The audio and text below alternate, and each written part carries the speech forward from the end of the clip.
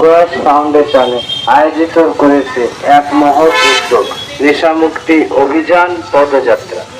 আসুন আমরা সবাই মিলে এই মিছিলে সামিল হই।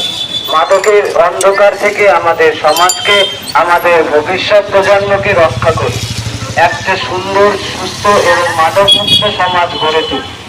বন্ধুরা, নেশা শুধু একটি মানসিক ধ্বংস করে না, ধ্বংস করে একটি পুরো পরিবার, একটি সমাজকে।